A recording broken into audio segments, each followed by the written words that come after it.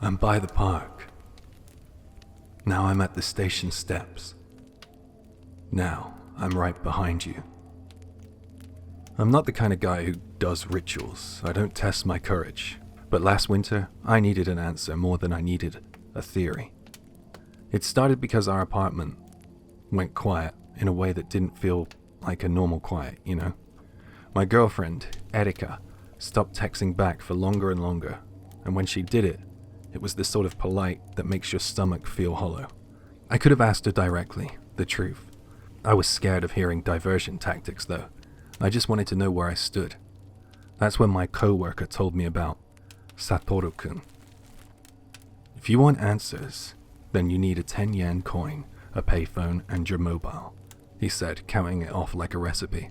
Call yourself from the payphone, say the line, turn your phone off, and once you're clear of the booth, some say take a short walk or even count 7 paces. Turn your phone back on and keep it with you. He'll call you back within 24 hours and he'll answer anything. Just whatever you do, don't turn around. I laughed in the way that you do when you hope that something isn't real, like a hollow laugh. I was interested though, so that night I checked where my nearest payphone was. There aren't many around these days. The map showed one outside the shuttered post office under the pedestrian overpass. Cold spot, no foot traffic. I found a 10 yen coin at the bottom of a desk drawer, and I thought I would head out and give it a shot. The booth glass was filmed over with the breath marks of winter. Someone had carved their initials into the metal shelf beside the handset. I wiped the dust off the coin return out of habit and dropped the 10 yen coin in. I dialed my own number. It rang in my pocket. I let it ring. And then I picked up the payphone receiver and angled it towards the mobile. Satoru Kun, Satoru Kun, if you are there, please come. I hung up, switched off my mobile. For a second I stood there listening to the silence of the booth, and I went home and didn't sleep very well. I guess that even when you don't believe, your brain kind of leaves the light on. At 5:42 a.m., my phone started ringing. I fumbled on it. Unknown number. I answered. A boy's voice, thin as if it was coming through 2 doors. I'm at the park. The line clicked off. I had no chance to speak. I lay there looking at the ceiling, counting the parks near us. The one by the river? The tiny one with the broken swing? I told myself it was a prank app. I told myself a lot of things. At 8:13 a.m., another call. Same number. I'm on the footbridge by the station. I checked the timestamps against his routes in my head. And yeah, if you cut through the alleys and don't wait at lights, that's exactly how long it takes to get from the park by the river, past the school, up the station steps. My mouth went dry. I got ready for work like normal, but I brought the phone charger, a power bank, and that 10 yen coin in my pocket felt like a talisman I didn't want to admit was a talisman. By lunch, he called again. I'm by the crossing outside your building. I looked out the window.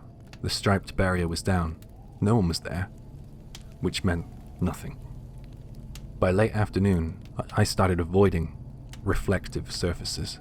In the convenience store, I kept my eyes on the floor. It felt stupid, and also safe. And at 7:01, I got the 4th call. I'm in your hallway. I was still at the office, working late. My chair made a small sound against the carpet when I stood. I told myself it was fine. If I wasn't home, that made it not my hallway. The final call came at 10:12, just as I stood outside my own door. I didn't remember the last 10 minutes of walking there. I just found myself with my keys in hand, coat unzipped, winter air in my lungs, and the ringtone drilling into my ribs. I answered. I'm behind you. The world funneled down into the 2 rules I had read and reread. Don't turn around, and have your question ready. I practiced the line in my head all day, polishing it like a coin. It shrank in my mouth when it mattered. Did Erica... I swallowed. Is Erica seeing someone else? Silence. For a heartbeat, I thought I'd done it wrong. I pictured the payphone, the 10 yen sliding in, the glass, the way my voice sounded inside it. But then the voice spoke. Yes. The floor seemed to tilt just slightly, the way trains do when they pull into a platform. Since when? I asked without thinking, and immediately felt the air go thin. One question, one answer. The line crackled. You already knew the answer. It wasn't what I asked, and it was also exactly what I asked. I felt a pressure at my back, like the heat off a person. Every hair on my arms lifted. It wasn't a touch. It was the expectation of one. Thank you, I said, because there was nothing else to say, I suppose. Then there was a low sound behind me, like a shoe scuffing. Don't look, he said. But it was hard to tell if he meant it for my sake, or his. The call cut. My phone went dead, the battery icon red-lined even though it had been charged an hour ago at my desk. I stood there with my keys denting my palm, and the feeling that the hallway had grown as long as a station tunnel. I didn't turn around. I pushed the door open, stepped inside, and shut it with my heel. I leaned against it until my breathing found a normal rhythm. Erika came by a few days later to collect a few things. She'd left. We used the voices you use when you don't want to alert neighbors, and after that, I was sat on the edge of the bed, and I stared at the drawer with the coin in it. That night, I dreamed about the booth. In the dream, the 10 yen coin rolled in a slow circle on the metal shelf and wouldn't fall, and when I woke up, something small and round was on my doormat. Same patina, same nicks. I hadn't opened the drawer. I left it where it was. When the apartment goes too quiet now, I tell myself silence is just a room with all the questions put away for the night. Sometimes I believe it, but sometimes from the kitchen I can hear a payphone ringing, where there hasn't been one for years. They say Satoru Kun isn't about answers, it's about whether you can live with them. If your phone rings in the small hours, and you can hear a public phone under the line, let it go to voicemail. If a 10 yen coin turns up on your mat, take it to a shrine. Don't keep it in your pocket. And if you ever feel a breath at your neck while the call is still open, don't test your courage. Hang up. Walk forward. Don't look back. But if you had the chance to ask one question, and only one, what would you ask? This video is sponsored by TokyoTreat and Sakuraco. TokyoTreat fits the channel perfectly. A monthly box of limited edition Japanese snacks, rare Kit Kat flavors, seasonal chips, and instant noodles, so you can experience Japan from home. This month's theme is Snacktacular Halloween, and it's built for a horror movie marathon night. The apple pie Kit Kats really stand out. Buttery, pastry-like aroma, with a warm apple finish, like a slice fresh from the oven. The spooky, spicy ramen brings a beef-forward broth with a clean, chili heat that builds and lingers. The ghoulish garlic chips are thin and crisp, seasoned with savory garlic oil and a touch of spice. They were amazing. The creep and crispy corn bites have a sweet corn aroma and a light, clean crunch. And the Halloween custard cake is a soft sponge with a mellow custard center. And these trick-or-treat biscuits add a nostalgic, lightly sweet crunch with these cool little seasonal designs. Every box includes a cultural guide booklet with write-ups, monthly theme context, and allergy information, so you know exactly what's in your lineup. If you're building a Halloween watch party, or just want a gift for someone who misses Japan, check the links below and use J Nightmares for an exclusive discount. Stock up before these limited Halloween snacks vanish. This video is also sponsored by Sakuraco. Sakuraco focuses on artisan makers across Japan. Each monthly box is curated with traditional and seasonal snacks, mochi, dorayaki, manju, paired with a signature Japanese tea. and an exclusive homeware item so that you can experience Japan from home in a calmer, more classic way. This month's theme is Nikko's Autumn Splendor. Temple eaves against cedar forests, paths covered in crimson and gold leaves. The set really leans into that mood. Sweet potato yokan has a smooth texture and the natural depth of satsumoimo. It's gently sweet and excellent with tea. Momiji manju arrives in the shape of an autumn maple leaf, soft, castella-like sponge filled with a silky azuki paste that finishes clean. The walnut mochi adds a pleasant chew with nutty pops of texture, balanced rather than syrupy. Nikko yuba chips are delicate and toasty, like a savory whisper of soy that pairs beautifully with the autumn sencha tea, which has the rounder profile and a subtle roasted edge. There's also an apple sweet potato cake made with Nikko spring water and aomori apples, gentle tartness meeting mellow sweet potato in a very first cold evening kind of way. And the strawberry anko donuts, using Tochigi's famous strawberries, bring a soft dough, a light berry aroma, and smooth anko that stays right on the side of sweet. You'll also get a neko furoshiki, one of 3 colors. It's a practical good luck wrap that feels like a really nice keepsake. I'm really happy with the one I got. And every box contains a cultural guide booklet with write-ups, monthly theme context, and allergen information so you know exactly what's in your lineup. So check out the links below and use JNightmares for an exclusive discount. Now these are limited edition boxes, so grab them before they vanish. Honestly, this is the season for it. These boxes were great. So treat yourself or someone you know. And now let's kill the lights and head back into these stories. I didn't grow up with ghost stories. Not really. Where I'm from, the ones that stick with you are the human kind. I first heard this one at a camp by the river. We were all older than we wanted to admit, passing around convenience store coffee like it was whiskey, daring each other to keep talking after the fire burned low.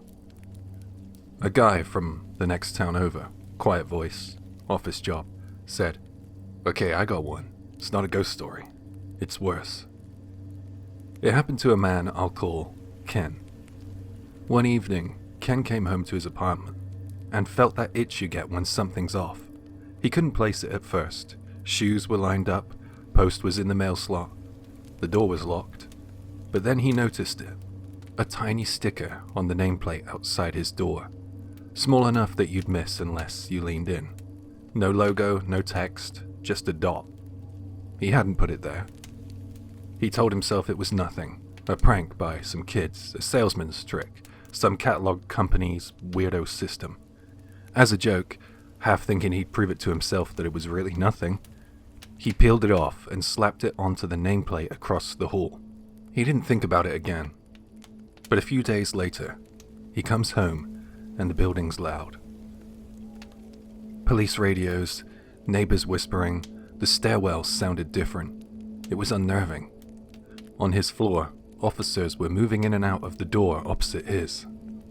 He found someone he knew from down the hall and asked them what had happened.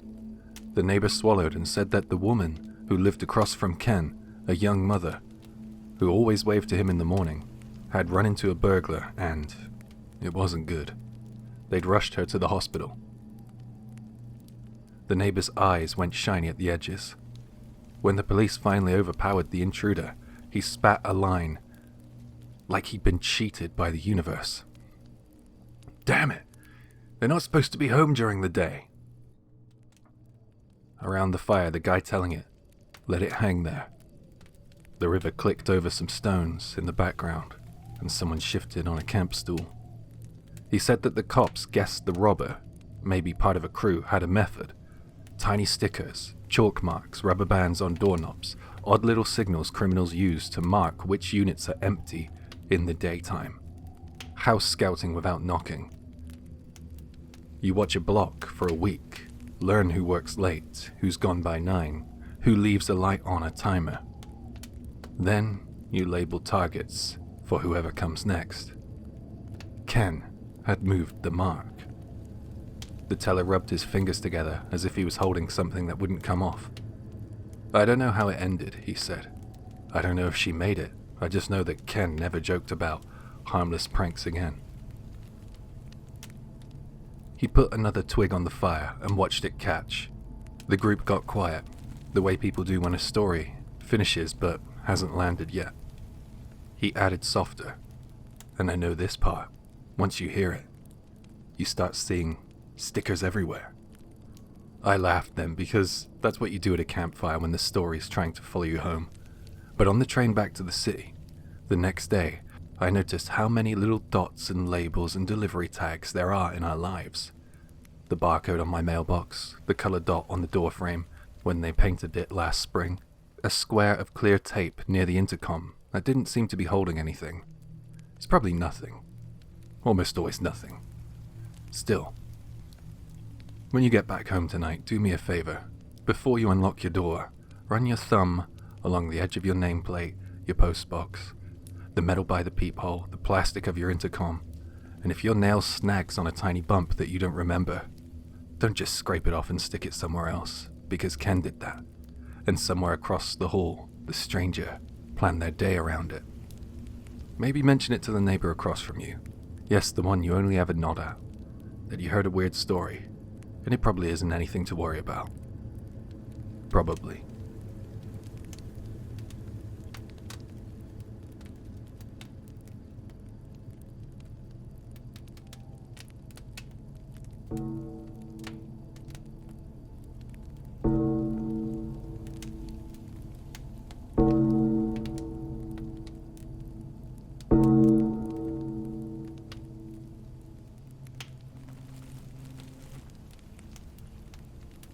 I grew up in a valley where the mountains sit close by. No signal, no convenience store glow, just black pines and the kind of quiet that makes you think you're hearing words in the wind. When I was a kid, we played outside until it went dark. Bug cages, makeshift forts, the usual countryside stuff. Monkeys were everywhere. Not the cute temple kind, the mean, clever, starving kind that rip open corn, pop screens out of windows, and stare back at you like they're doing the math on whether they could win. People said they were protected now. The truth was, if a troop started raiding fields, somebody's father did something about it, and the bodies ended up at the elder's place. I never saw the culls happen, but I did see men trudging back up the lane with something limp wrapped in tarp, and I knew where they were going. The elder, everyone called him Ji-sama. He lived in the oldest house on the ridge, the one with a half-collapsed storehouse and a great big camphor tree. He wasn't a priest or a monk, he was just the elder. People went there when they had a problem they couldn't name out loud. When I turned 17, my parents told me I'd been called. They used that word, called, not invited, not asked. My mother folded a white garment and smoothed it twice in her palm. My father said, "Just go, do as you're told, and come straight home." He didn't look at me when he said that. Ji-sama was waiting on the tatami, kneeling perfectly straight despite his age. His white clothes were too clean for that old room. He asked me my age, even though he knew it, and asked if I was studying. Then he led me to the back. The hall was bigger than any room I'd seen in the village, 20 mats at least, and it felt wrong as soon as I stepped in. In the middle, on a low platform, lay a body. I knew it was a monkey by the face and size, but someone had peeled it clean. No fur, all slick muscle, and over all that they'd dressed it up in a tiny kimono. Stiff, formal, the kind a child might wear for a ceremony. The teeth showed, and if you didn't look at the jawline, you'd mistake it for a small, skinned person. Around the platform sat the elder's old men. Their eyes did not blink enough. 17, the elder said, and made me repeat my name. Then the others helped me into the white clothing. I didn't argue. Something in the way they watched me said there wasn't a path out of the room that didn't go through them. We went out to the garden, where they built a thin, neat pyre, The elder raised a torch and spoke words that I didn't recognize. Names, I realized.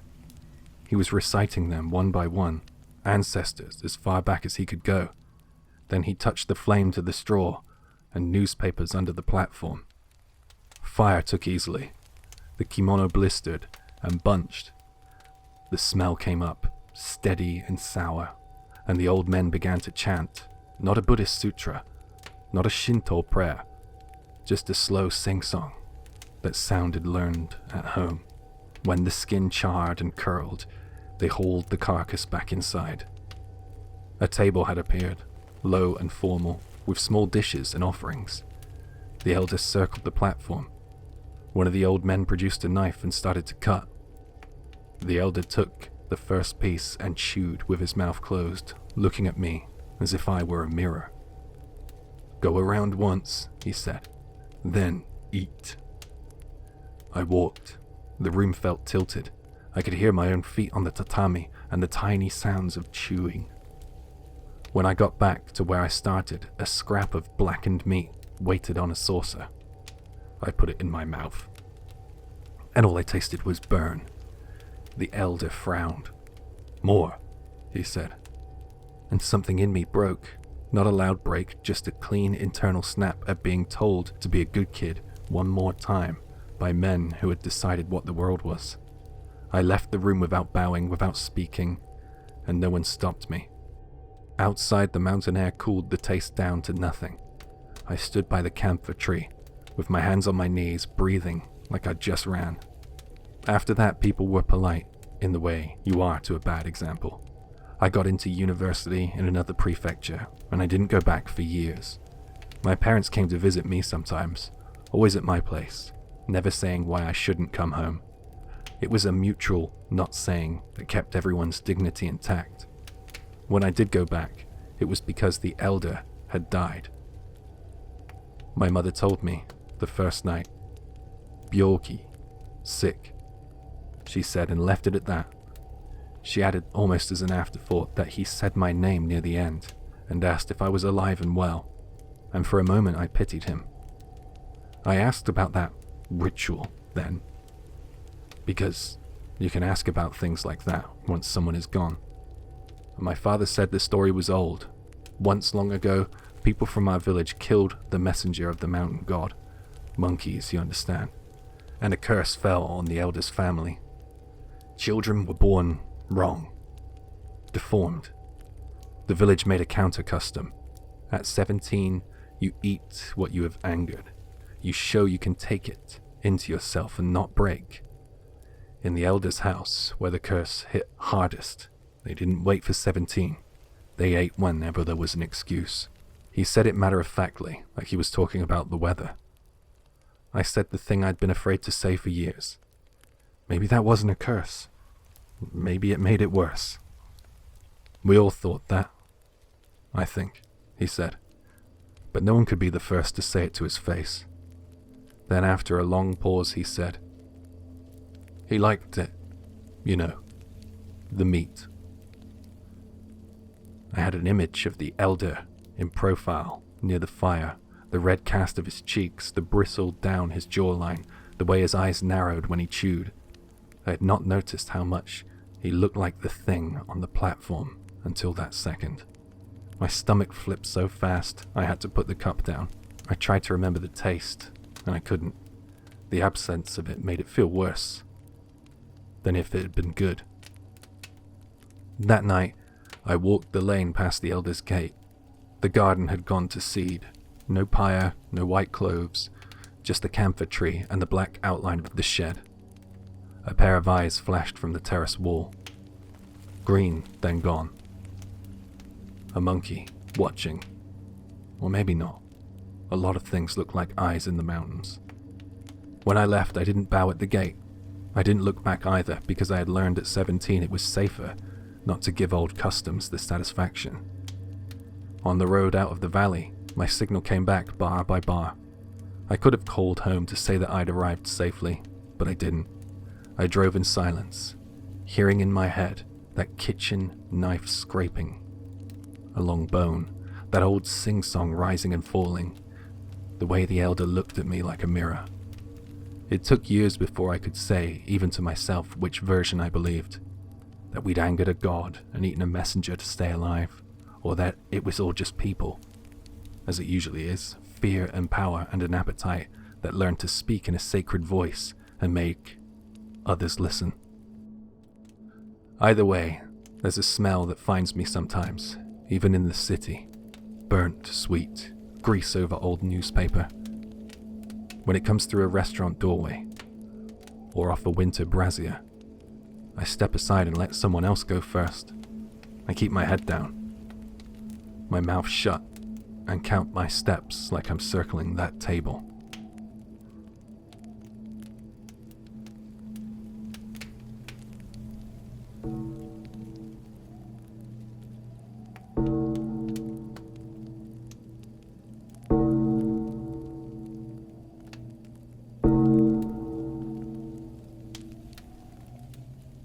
Quick heads up, this next story involves serious illness and talk of giving up. Please skip ahead if that's not for you tonight. Among night shift nurses in Tochigi Prefecture, there's a rumor about a hospital rooftop that stays open to all, and patients who come back against the odds. New staff get told this story. You're about to hear it. This is survival rate. Stage 4. The 5-year survival rate is about 5%. The doctor informed me of that in a dry, businesslike tone. It was the spring of the year I turned 42. Using being busy as an excuse, I dawdled and skipped my health checkups for years. Then last winter, my boss finally scolded me, and I went reluctantly to be examined. Abnormalities were found. I was sent back for further tests.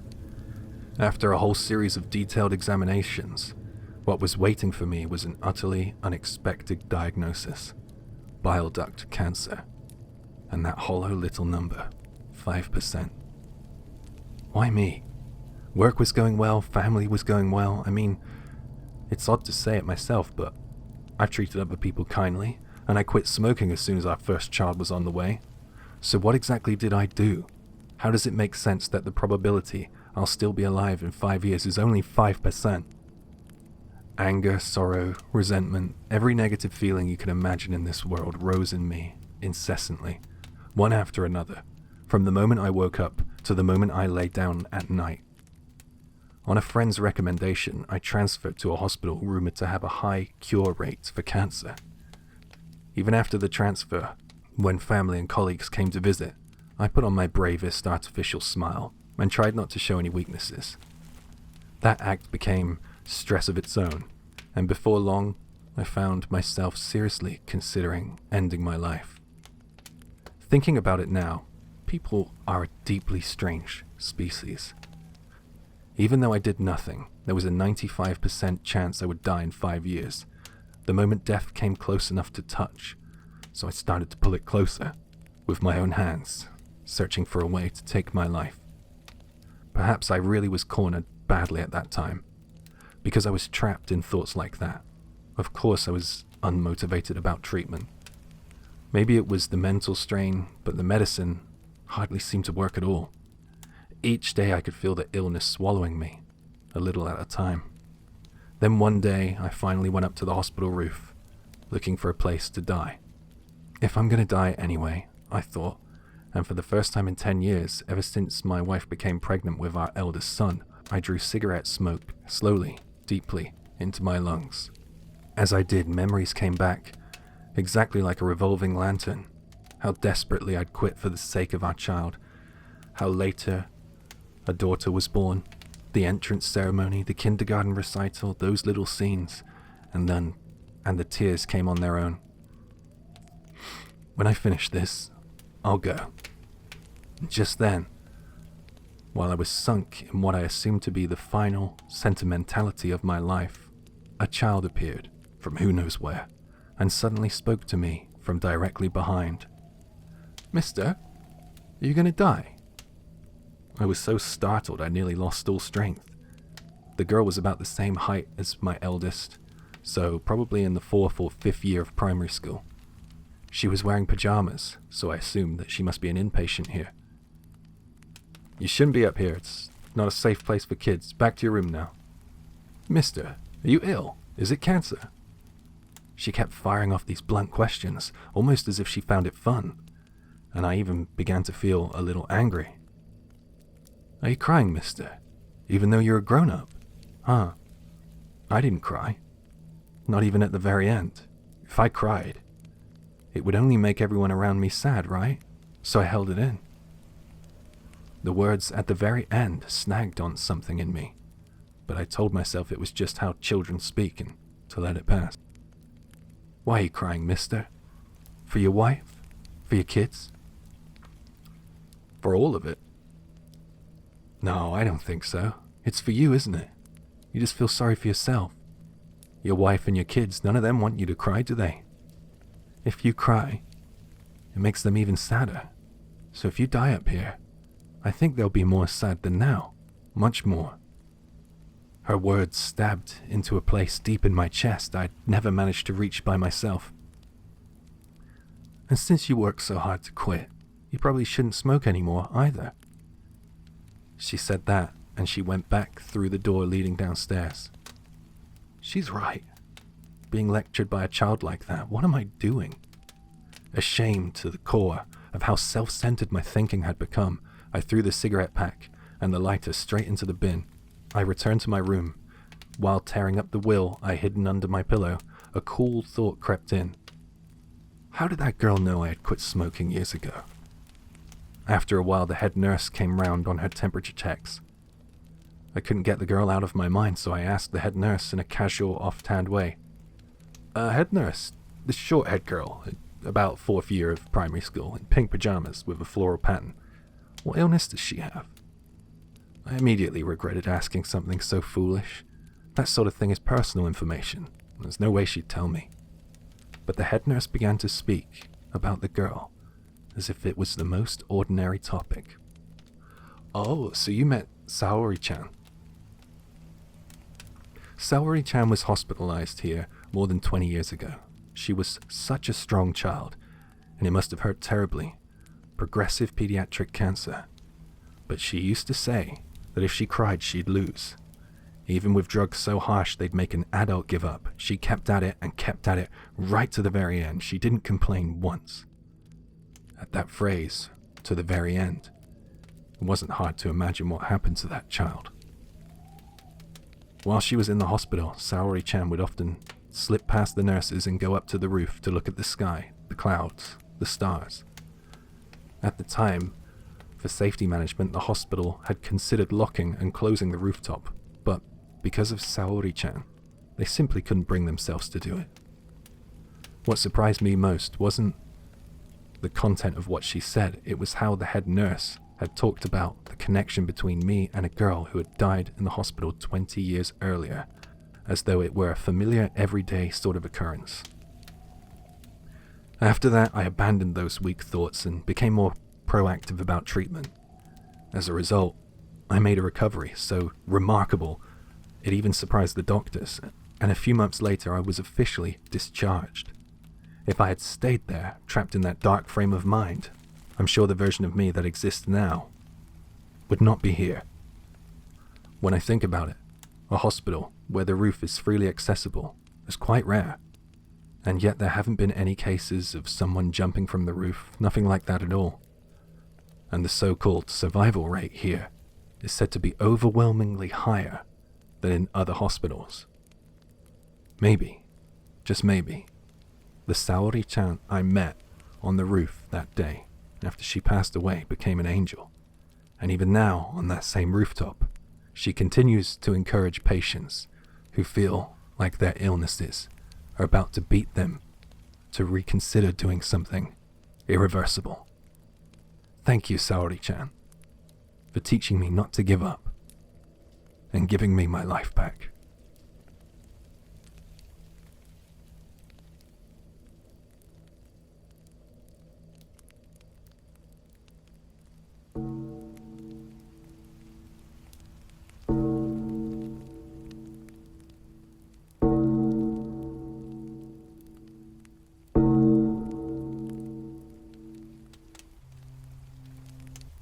You ever stumble on something online that feels like it wants you instead of views?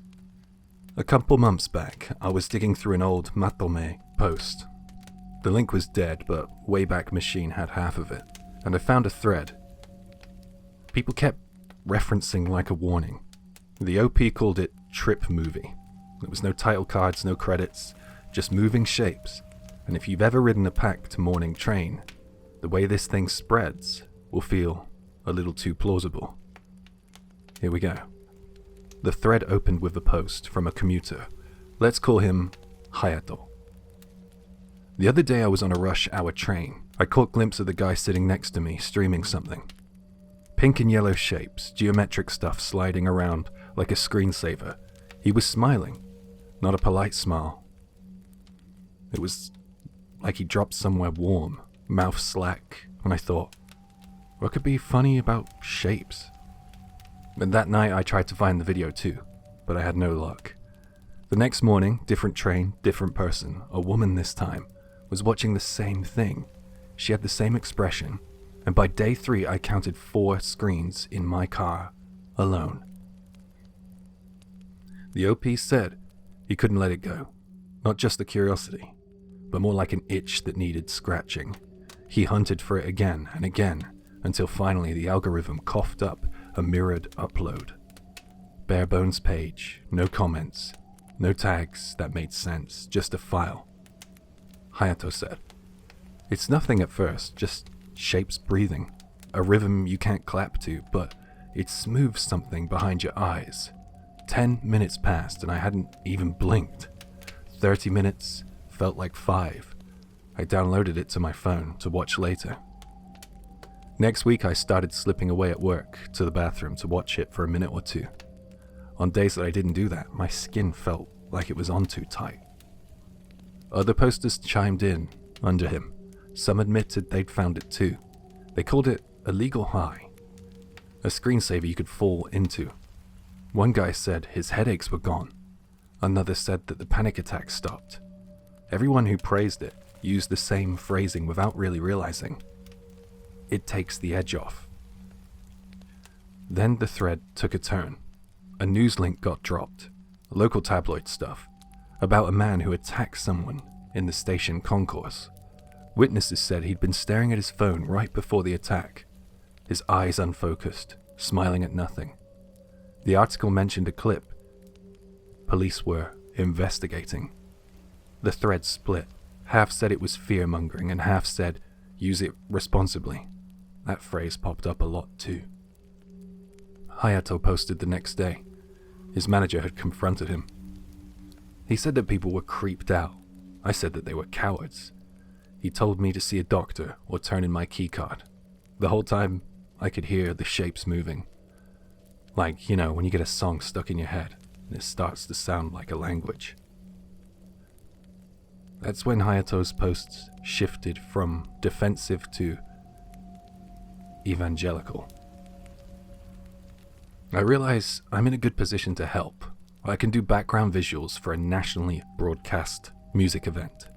This year's brief wants clean, universal shapes. It's perfect.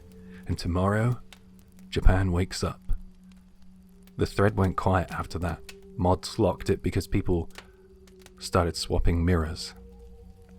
Now, if this were just a weird forum story, it would have ended there. But a few days later, someone in the replies dropped a clip from a live TV music show. Not the one Hayato named. He never did. But something everyone watches without admitting it. The stage looked normal. Singers, dancers, confetti cannons. But behind them, pink and yellow geometric shapes were rolling in that not quite a beat kind of way. It was subtle and busy enough to pass as a design if you weren't looking for it. People started pausing the clip at random frames and circling things, micro patterns repeating like fingerprints. A grid that seemed to breathe in and out if you watched the corner of the screen. A moment where the camera cut wide, you could see the audience, just for a second, go soft in the face. Hayato commented under the clip and said, "My father fell asleep upright on the sofa during that song. He never does that." Another said their kids started laughing at nothing, in the middle of dinner. Most of it was probably nothing, but that's how urban legends travel, picking up the ordinary along the way. Here's where I should tell you that the police got involved, and they traced the graphics package back to Hayato's studio. I don't know if that happened, but what I do know, a week after the broadcast, the Mirror uploads vanished in a sweep. Every thread that mentioned Trip Movie went half archived, and then returned a 404. Even folks who saved the file said it broke, check some mismatch, corrupted, the works. Someone joked the video doesn't like being off the air. But sometimes I'll be on a morning train, and I'll feel that tug. People crowd in, heads bowed. Someone's screen catches in the carriage. Light just right, pink and yellow, moving like breath. And there it is, the expression. Not joy though, not exactly. That warm, loose smile you get in the 2 seconds before sleep takes you. The rational explanation is simple. Motion graphics are designed to be pleasing. Loop a certain kind with a curve, with a certain kind of easing, wash it with that mid-saturated candy tones, and you lull the visual cortex into a purr. That plus sleep deprivation, plus commuter trance, plus suggestion from a story like this. Done. No curse required. But I saved a copy of the clip from the music show, just to see for myself. Most of the time it's nothing. Busy, harmless design.